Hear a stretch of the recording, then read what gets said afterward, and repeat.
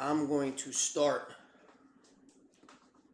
and dedicate this recording or this announcement or whatever you want to call this video, this magnum opus. I'm going to start this magnum opus by dedicating this to Jesus, and this one is going to be about love.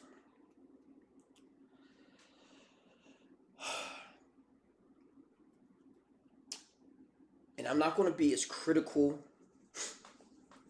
as I've been on the other ones I've made, because honestly, this one has been the hardest one for me to ever be able to make. This one is going to be the hardest one.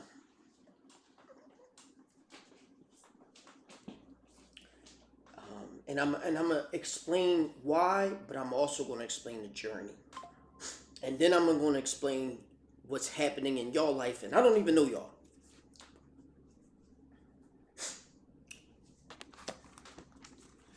Love. Well, you see the picture that I have on the screen, right?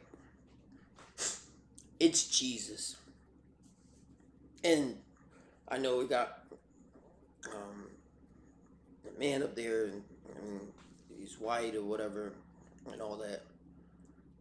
But let's take away petty features and stuff like that. Let's talk about the fact that Jesus is pointing to his heart and then pointing to the sky.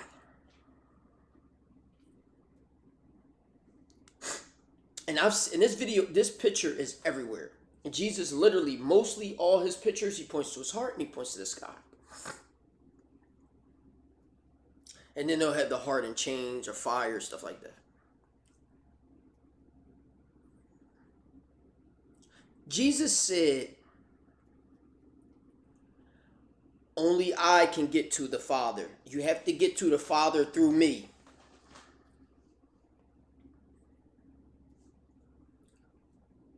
And I'm going to explain to y'all what I found out about love.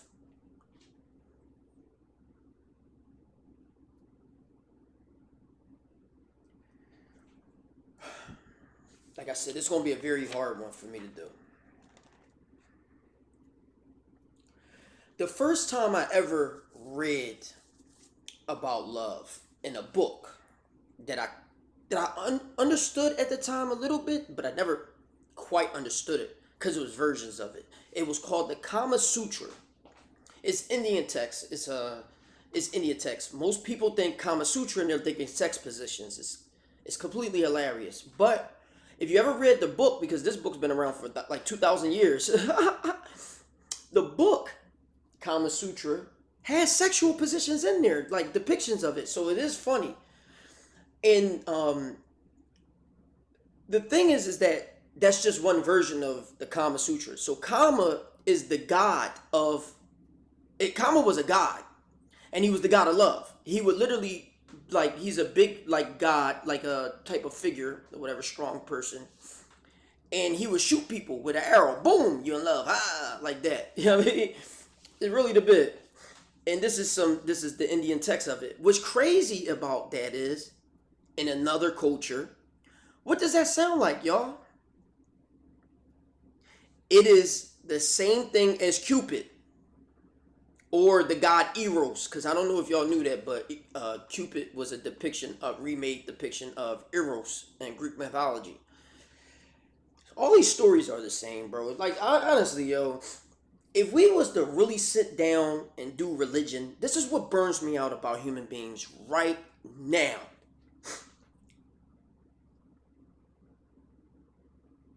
But you know what?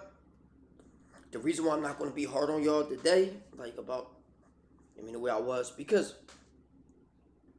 I struggled with this for years. I had the heart of gold and I never quite understood it. I never quite understood it. I had been put into really bad positions because of my heart. I have a heart of gold, literally, literally, of gold, a substance that don't you can't even like this gold is different. Like it's better than gold. You mean it's just different. Diamond. And when I read the Kama Sutra, and I read other like books, the Quran. I read the Sil Nectar, things like that, like Islamic texts and stuff like that. I read the Bible. Um, I still didn't have an understanding of love, and I mean love as in the sense of woman to man. Um, I used to love my friends and stuff like that. I never understood woman to man, and then I realized later on I didn't understand man to man either. So the Kama Sutra breaks it down, has like different layers of love, like levels. It's the love you have for like your friends, like I just said, the love you have for your wife, and then it has the love you have for other things that you put your energy into, and then it has the love for God. And obviously, love for God has to be more superior. But how do you love something you don't see? How do you love something you feel like you don't have a relationship with? We really don't see God. You got people on this earth that are atheists. They don't actually believe a God exists. But you really don't see God. So how do you love something you don't see? Well, I'm gonna tell y'all something that I had to learn, yo. I lost everything in my life multiple times.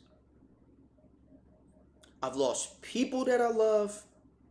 I've lost things that I love. And every time I reached rock bottom, there was somebody there to greet me. It was God.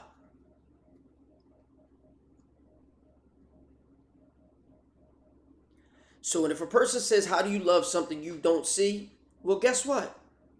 I actually still love some of the stuff that I lost that I don't have no more. Or people I lost that I don't have no more. Can't see them.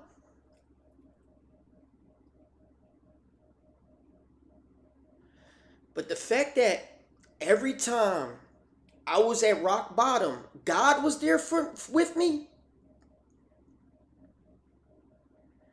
that was so opening, I guess, that to put it in words. Words can't describe that feeling, actually.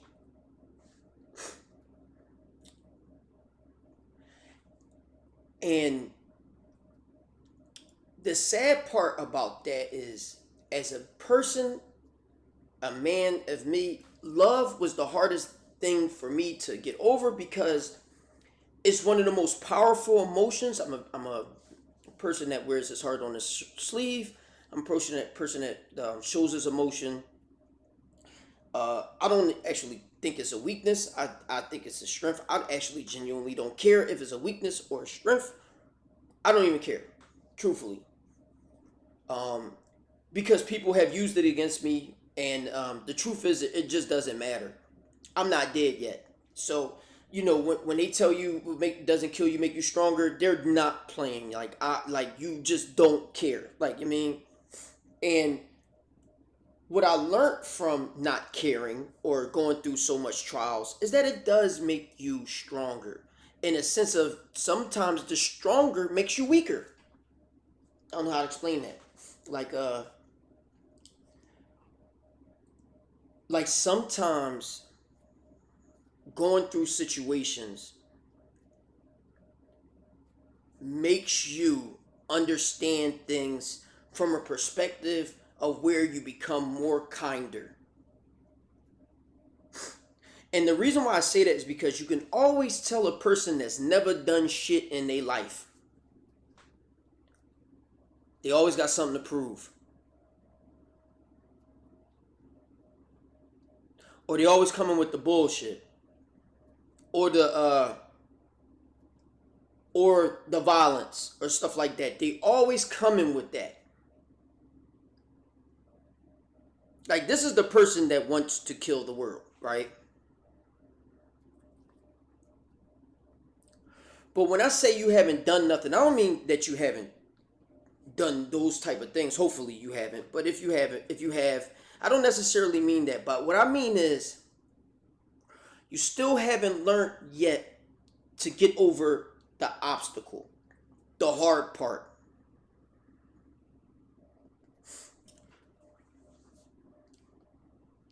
If I was to ask y'all a question about what you did to your partner when you found them cheating, what would you say?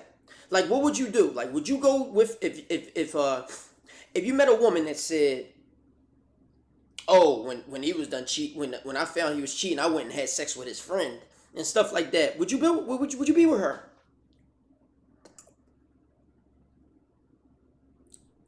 We all know that you wouldn't be with her, right? We know this. And the reason why you're not going to be with her is because this is how she fights. And to me, this is what we see in Western culture today.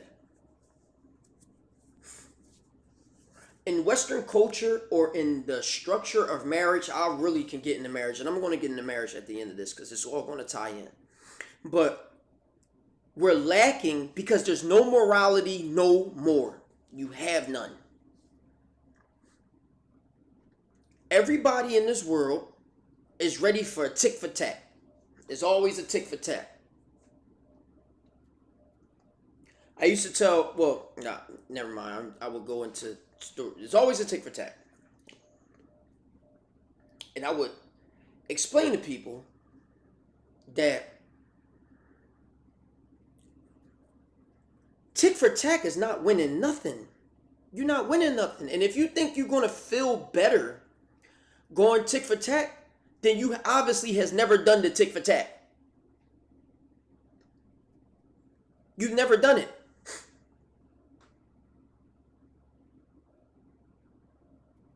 It only takes you an understanding of the tick for tack that you try to not even have to put yourself in a position to go tick for tack no more. Because you're going to realize, once you do a tick for tack, you're going to realize that it's not worth it, period.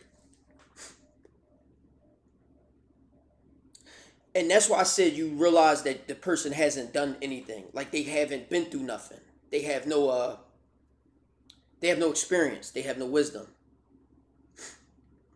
Because if you had a knew that if you would have did it already, you would have knew that better. You would have been knew it. You'd have been like, oh yeah, that doesn't work.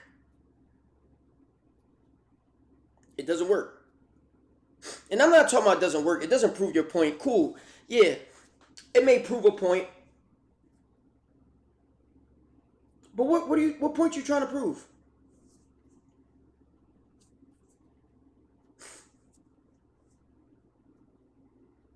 And if you think that we don't have an already morally decrepit society, you should pay attention.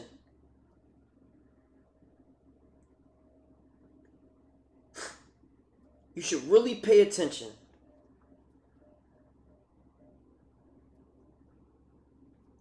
Our society is not only morally decrepit,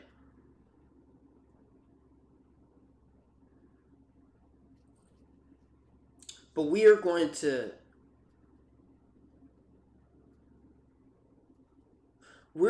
drive this joint into a moral, exponential, nuclear reaction of hell and trifleness and evilness and all that. Wait till you see the type of cruelty in Sodom and Gomorrah that this world is going to turn into. I shit you not. And if you don't believe me, anybody that's ever done things like I said, even tick for tack or stuff like that, you'll realize that there was one point of a snowball when it started to run. You were willing to do anything.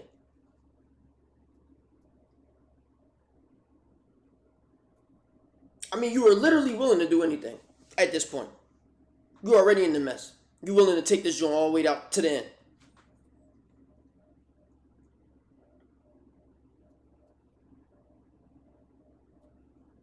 Now, if you wanted to cheat at this point, you're not just gonna hit one of his friends. Let me find out I can hit all of them. We gonna hit them all, and that's what I mean. Like, we're over here. You instead of having sex with one of his friends, the female, like I'm just gonna have sex with all of them if you could have. And the thing is, the question that you're gonna have to ask yourself is, when you think that you're hurting that person, when you're hurting the person, um, you only actually hurt yourself.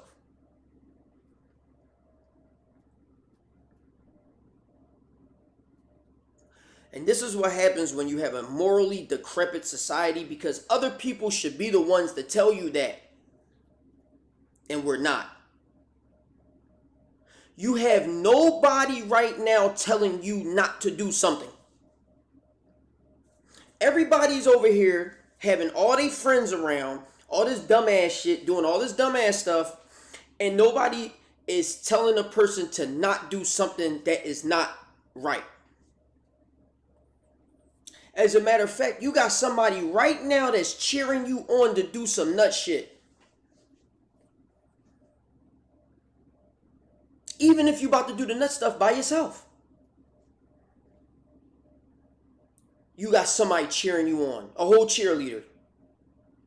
I call him a sucker for real. But it's a whole cheerleader for real. Pom-poms and everything. Go ahead, let's do it. Yeah. Go do that. Yeah, fuck him. Or fuck her. And all this stupid shit. He deserves it. He did this to you. You justify it. Okay. Okay. Okay. Watch how bad you destroy yourself.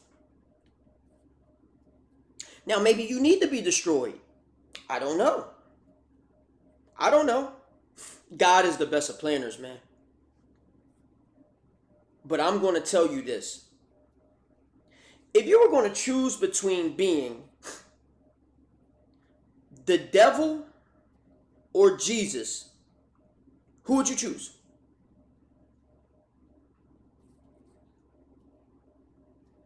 Who would you choose? If you were going to choose between the devil or Jesus, who would you choose? And if you were going to choose Jesus, then I promise you, you better not. Don't even choose him. Not none of y'all. Don't choose him. Don't even say that. Say you want to be the devil. I respect that more. Because we know he ain't going to be Jesus. We know that. Because if you are Christian and you're reading this, even if you're Muslim and you're reading this, even if you are Jewish and reading this, I could point out to you in your books of what Jesus would have did.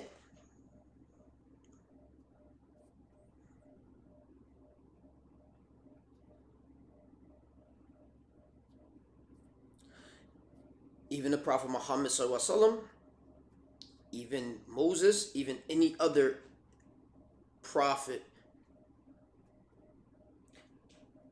that were most of these religious tenets. And I'm just saying this because I'm not even going to atheism, because I promise you, regardless on what human being you are on here, we all want to be better people or morally adaptable people, regardless if it's a religion that's pushing that or not.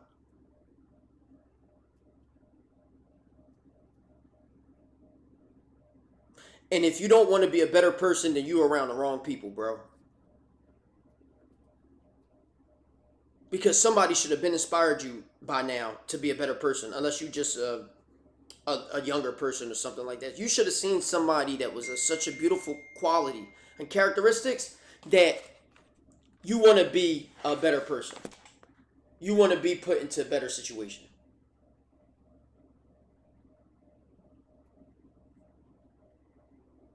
And I'm gonna also tell you this, that if you are also around people that aren't bringing out the best of you, or around situations they ain't bringing out the best of you, leave them. Because if you don't leave them people right there, you will be led down to your own demise. I know this for a fact. I promise you, as sure as I know that God exists, I know this is a fact. Some people have saved me. Some people have betrayed me and saved me. I'll lie to you. I shit you not, y'all. Some people saved me by their own fucking by their own actions. Even with the stab in the back. They saved me. I wouldn't want to be around you anyway.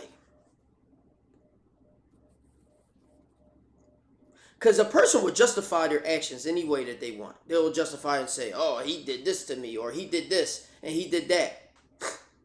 Okay. Okay. You're always a villain in somebody's story. Know that. Right now, there's somebody that you had a falling out with, and you're the villain in the story.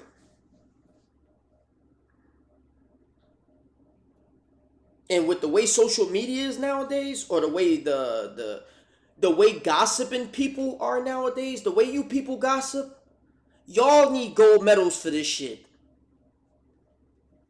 We need gold medals. Y'all need y'all the way gossiping and do you know what evil tongue is? You know what evil talk is? Do y'all even have an idea about how vicious that is? Do you know the type of danger that you put yourself in by doing that? I can guarantee you, if you one of those messy busybody type of people, you will never be happy in your life ever. Ever. I know that. You know how I know that? Well, I've never been a backbiter, slanderer, none of that stuff. I don't have to worry about that. But you know how I do know that? One, you lucky you don't get you don't nothing badder happens to you. But just not being happy is just as bad. But you know how I know that? Because every religious book or following, teaching, everything of school of knowledge tell you that your mouth is powerful, and you backbiting and slandering, you causing that same stuff on yourself. You know that? Did you know that? Now I can tell you what it says in the Quran, or what we do in as Muslims.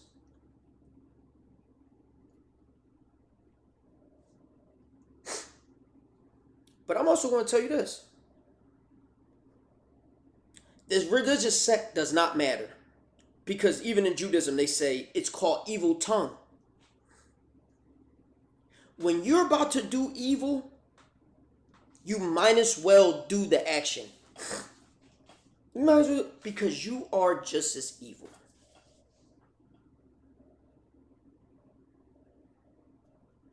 And that's what people don't understand about love.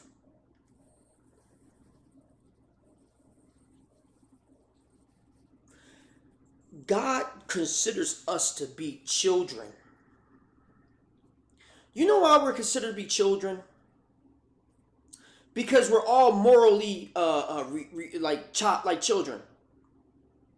We're like running around here doing stuff. We have no real guidance. We have no real understanding of what we're doing. Nobody understands life for real. There's no book of life going on other than the religious books. That's the best that we got. We don't really know what we're doing. And we come up to problems, trials, and tribulations that tests our character. And what happens? People feel it all the time. Here comes the test, and there goes the fail. Right there. All the time. I am very blessed to know that I've only failed it a few times, but I know I ain't perfect. But I can promise you this. I'm sturdy enough to be able to say these things. Because when I say sturdy, I mean, I'm talking about I've actually been through so many problems and so many trials of character that I can say this. While most people ain't been through one hard decision in their life, people never loved before, half you people don't even know what love is. We live in a world that don't know what love is. We live in a world where some men right now, before they reach 30, have never fell in love. I was lucky. Oh man, alhamdulillah. I was blessed enough to fall in love at a young age. I was like 18, 19 when I fell in love my first time. A beautiful thing. I was blessed. I am blessed, excuse me. Blessed. I'm talking about by the most high. You can't knock me off this high horse. No human being could knock me off this high horse. You could not. It's impossible. I fly high, and I fly high because God got me. I walk outside and I love because God got me. And when I love without the fear of being hurt. Because right now I love at such a high level that I can't be hurt. I could never be hurt again. I mean that.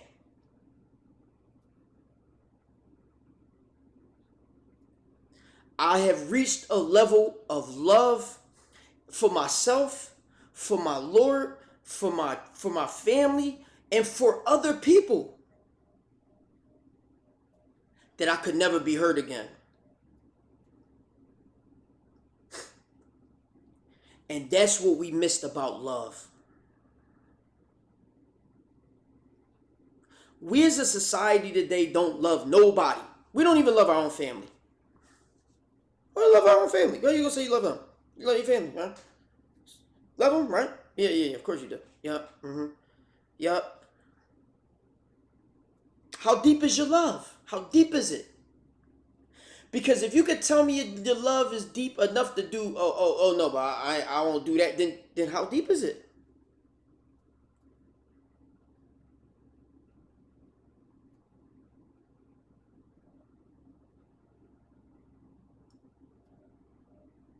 We are at a crossroad, y'all.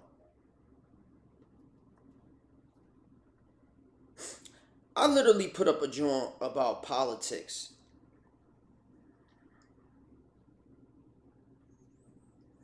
I didn't put it up because I didn't want to show my face for many reasons. Pythagoras gave me the idea that if I ever was going to do something on video or stage or something like that, I would hide my face. The reason why you hide your face is for one thing. Why Pythagoras hit it? Because the second that people see your face, they question stuff. Racists question your race. Sexists question your sex. All types of dumbass stuff. And what they do is they discredit what you're saying by how you look. Or who you are, or whatever. So you could be telling the truth. You could be saying the truth that somebody needs to hear.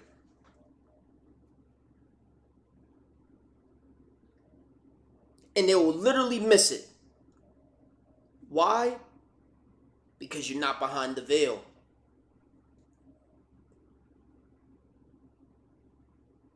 You're not behind the veil. And also the sad part is, and I learned this at a young age. People are susceptible to be slandered, and other people will believe it. And that's the story of Jesus too. Because if anybody knows the story of Jesus, you'll know this. Jesus was slandered so bad that the Jews went to Nicodemus and asked him to get him arrested and crucified. Let me tell you how sad that is. First of all, do it yourself, you bitch ass nigga. But the fucking worst part about this is you going for help, trying to get somebody crucified.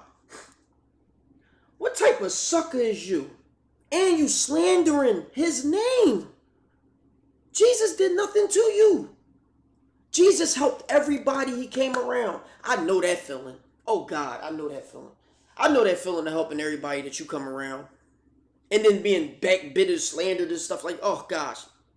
Alhamdulillah, I've never been crucified before. Thank you, God. But I can tell you this. I bet you if they could have, they would have. Because this is the type of animalistic nature of human beings.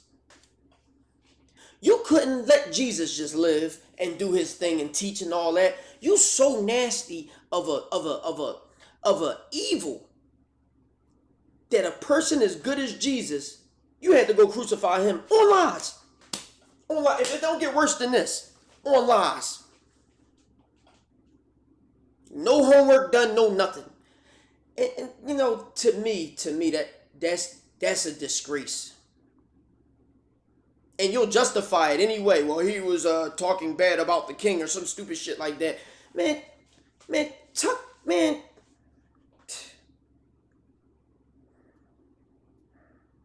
crucify yourself.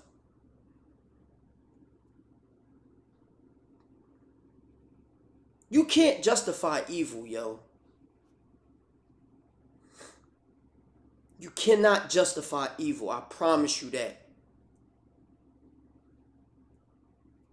I have not found a justification for evil yet.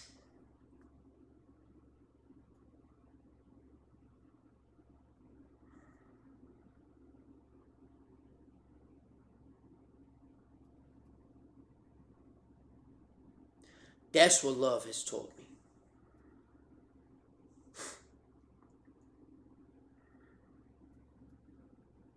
What true love has taught me is that it's a paradox.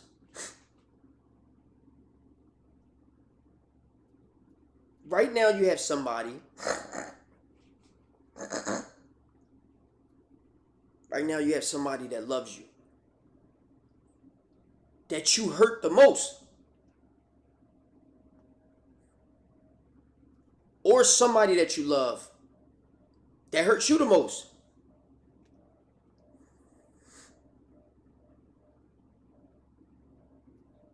You understand how sad that is? Do you understand that God looks down on us like the children that we are, like I said?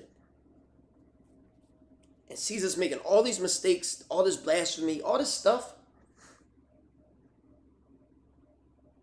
And we justify it in so many ways. Oh, he's not Christian. I ain't supposed to love him. Oh, he not Muslim. I don't fuck with him. Oh, he's not Jewish. I don't mess with nobody that ain't Jewish. I'm a Jew.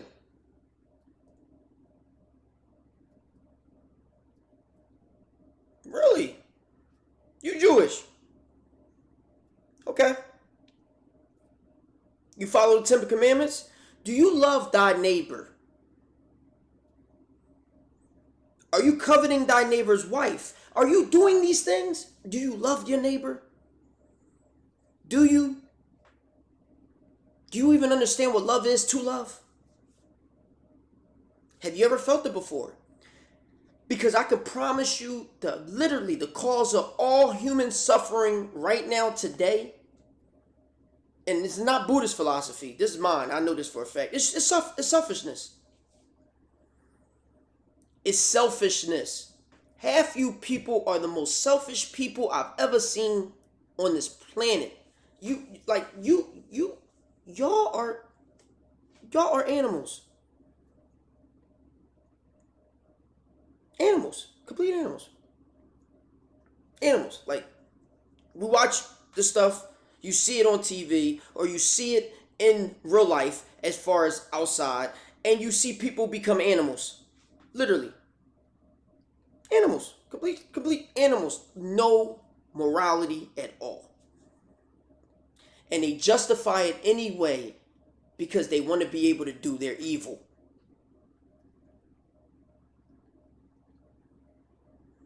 And I'm gonna also tell you this. When I say, this is why I didn't want to show my face. When I say these type of things, I was an animal too. Oh, believe me. Oh, I knew. But you know, one day,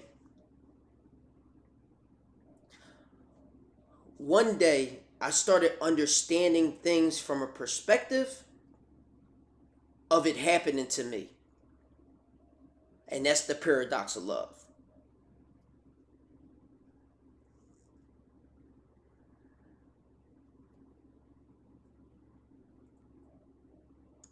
Because when I used to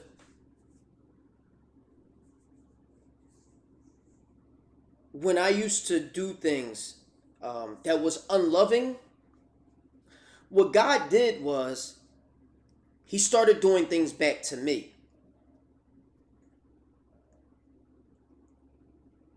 And I didn't quite understand it at one point. I'm like, okay, well, that's not exactly what I did, so I'm not looking at it from that perspective. But then the pain started getting greater. And what happened was there's two things that happens with pain. You're either going to stop doing it, or you're going to become numb. And this is a physical nature fact.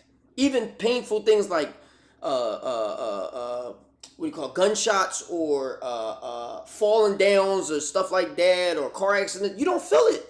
You don't feel it because you're numb now. Love, like you fall in love, you get heartbroken, stuff like that. You're numb. And we have a lot of numb people walking around on this planet.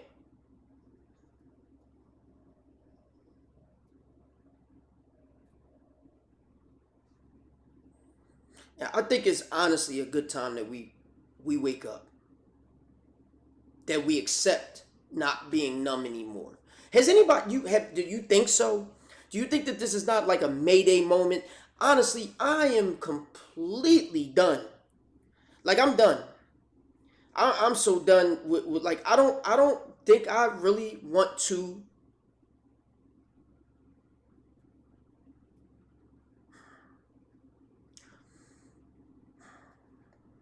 I was gonna say I didn't think I really wanted to get married or have a friend or stuff like that ever again. But I actually can't say that. I'm gonna tell you why.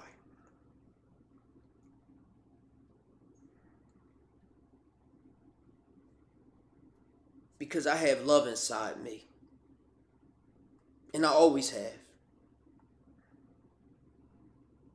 See, I don't have the challenges that most of you heartless people have. God gave me a heart. I was blessed with that from the rip. Like I can say, unfortunately, I'm about to say unfortunately, but it is a gift and a curse. I mean, it's just how you look at it. But God actually blessed me with a heart, and I use it.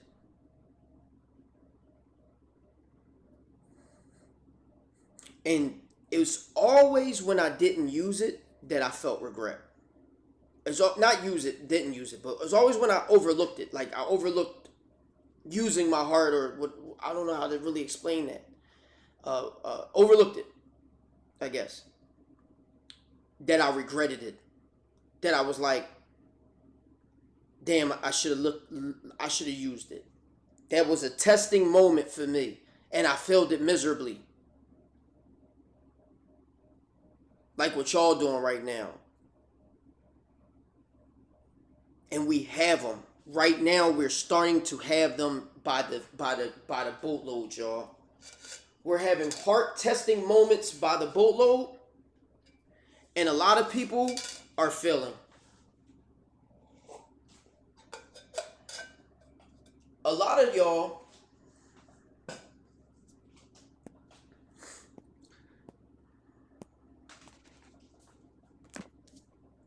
a lot of y'all are evil for no reason.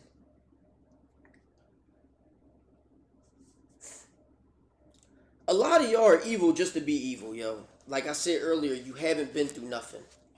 And here you are trying to be something, and you ain't been through nothing. You ain't made a hard decision in your life. You haven't made a tough decision in your life, and here you are about to tell your girlfriend to go cheat, tell your homie to go rob somebody, to go steal, or worse. Tell the go get the president. Tell the president we gonna start war.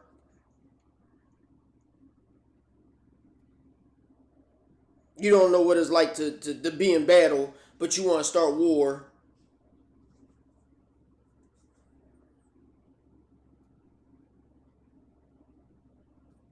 And none of y'all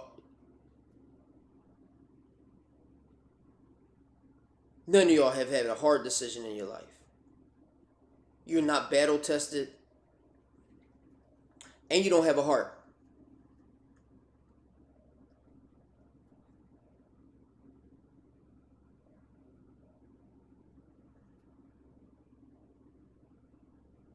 So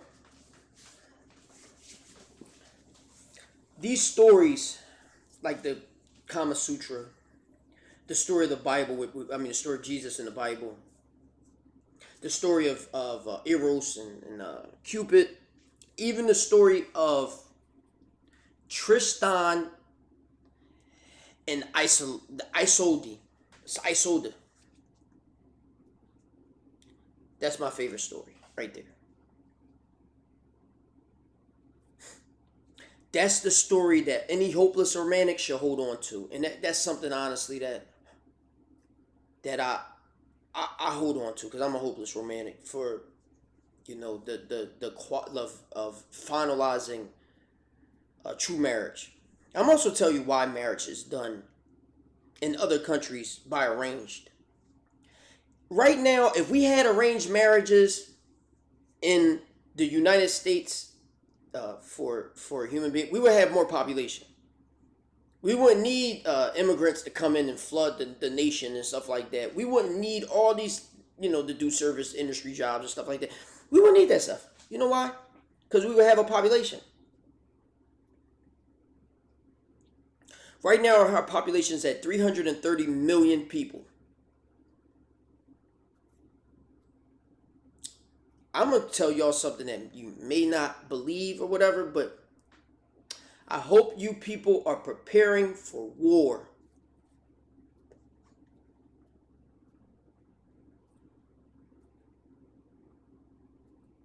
I hope you are. Because the handwriting's on the wall, y'all.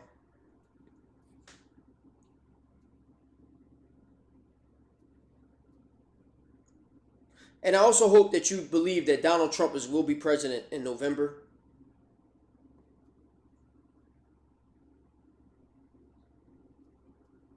And for us minorities, I hope you understand what I'm saying.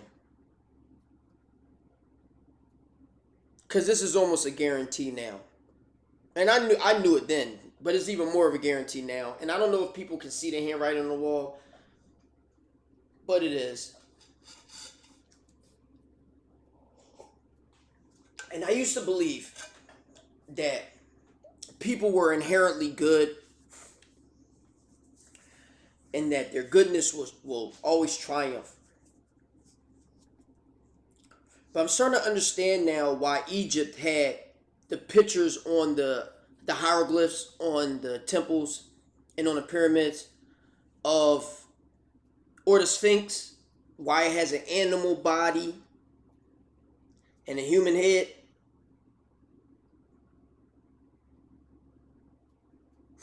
Anybody know why that is? Because y'all are animals walking around with human heads.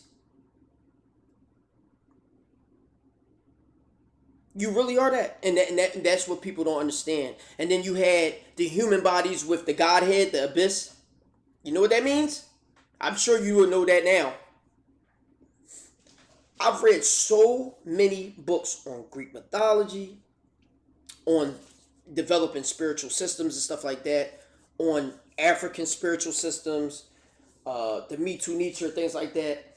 And these things have done wonders for me as a person. And I've showed them, I've acted them out in my life and situations. I've been through some very hard, tough stuff, and I have made it out of it, and I've done it by the grace of my heart and the grace of God.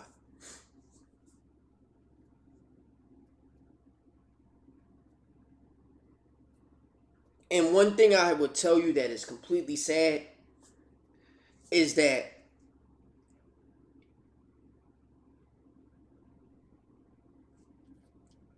people are not recognizing what these stories are here to teach us.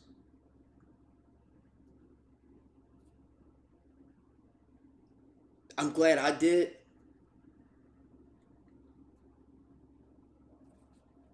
And then you'll know when y'all do. Because when y'all do,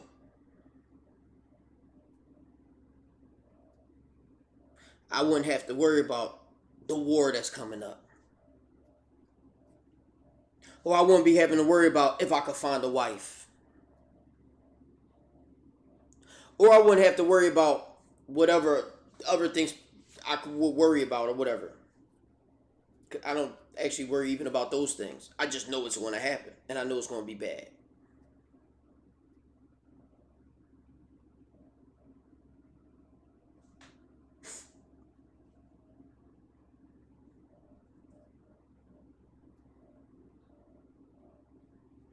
Jesus said, "Let us with he who was without sin cast the first stone." Do you know the knowledge in that? What does a stone do? A stone hurts, right? So here you are about to do some pain to somebody that you don't even know.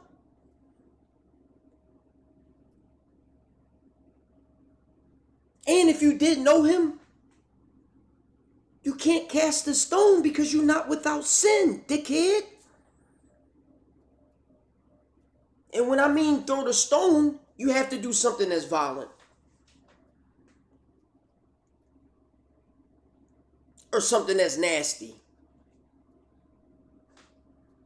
Like you evil people do.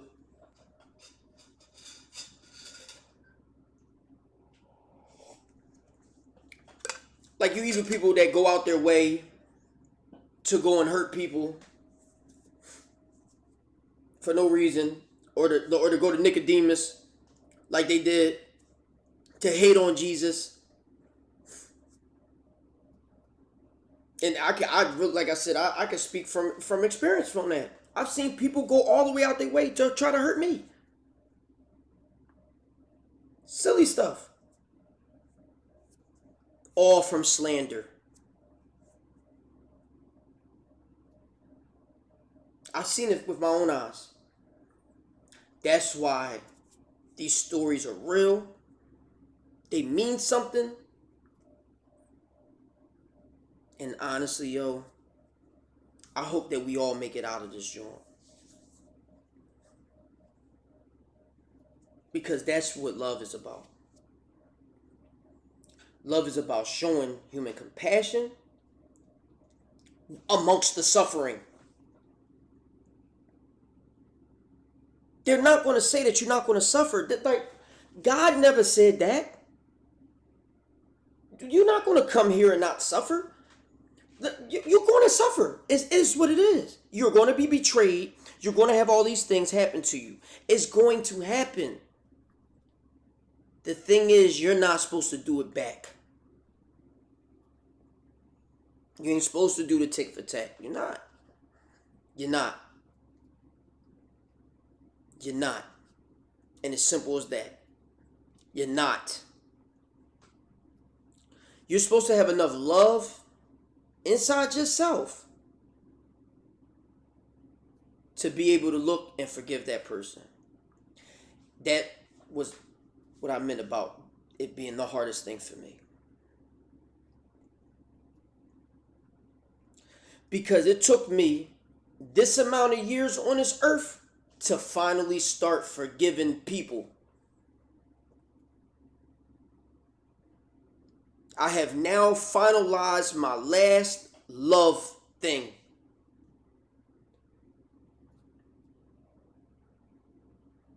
I have reached finalization.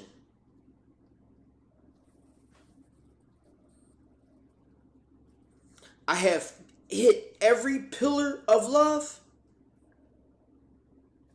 and that was the last one. It took me that long to forgive.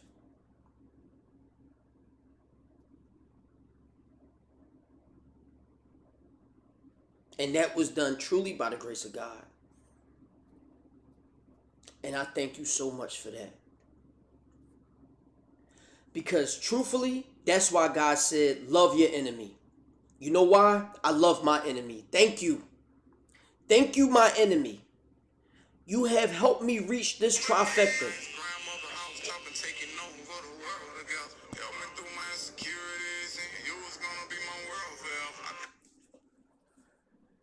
You have helped me reach my trifecta of love.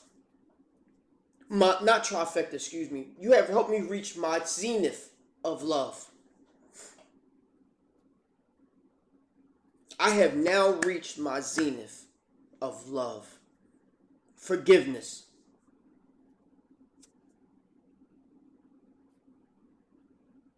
I don't know what other people struggle with in love because of the different aspects and the different approaches of the love for your child and things like that. But forgiveness is the hardest thing because here's the thing.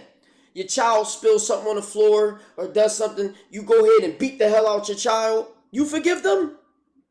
How about you forgive them before you beat the hell out of them? Right? And that's your child. I can't even imagine if somebody else spills the shit on the floor. What's another thing? The boy, he cheated on you, all this other shit, or the girl cheated on you. What you gonna do?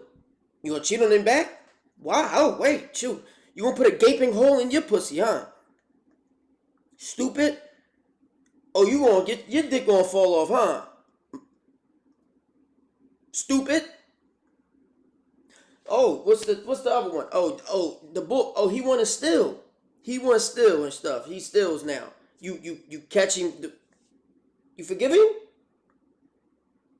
You gonna do something to him? You gonna forgive him? You know how cold this world is? You know all the people stealing? You know the banks are stealing from you every day. How many people got their money in the bank? You ain't beat them up yet. You ain't set them up yet. And if you did, don't. Don't do that. Don't do that either.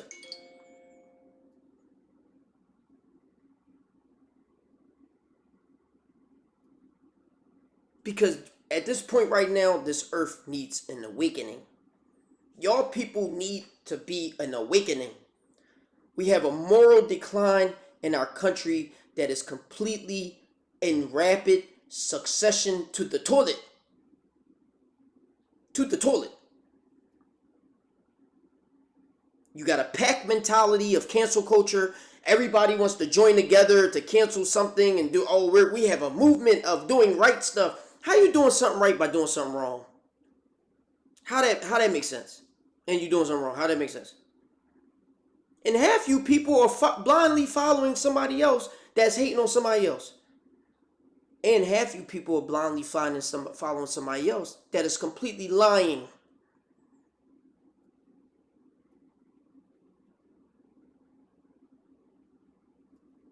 We are in a moral decline. You people cannot even be trying to do tick for tack because you ain't shit either.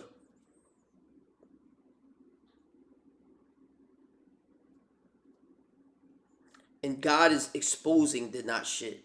And by exposing it, I mean he's bringing it right out of you. He is showing you the type of person you are when you face adversity.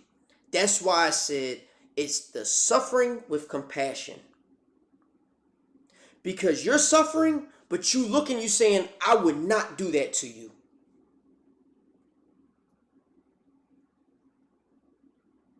There you go. There goes your graduation. And I hope that your graduation present from graduating for that is what I got. And you know who gave me the best present? My enemy did that. My enemy ushered that in. Ain't that crazy? My enemy. Somebody I don't like at all. Gave me the best present I can ever have. And I thank that person for it. Thank you. Thank you so much. You have done something for me that even people doing good couldn't do it for me. Thank you. That's why you're supposed to pray for your enemy. Thank you. Thank you for making my life so much better.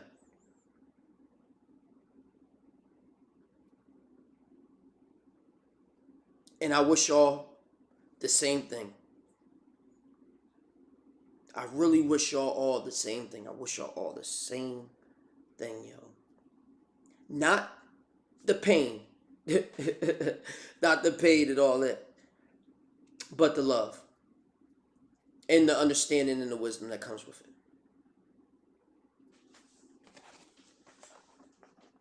I'm going.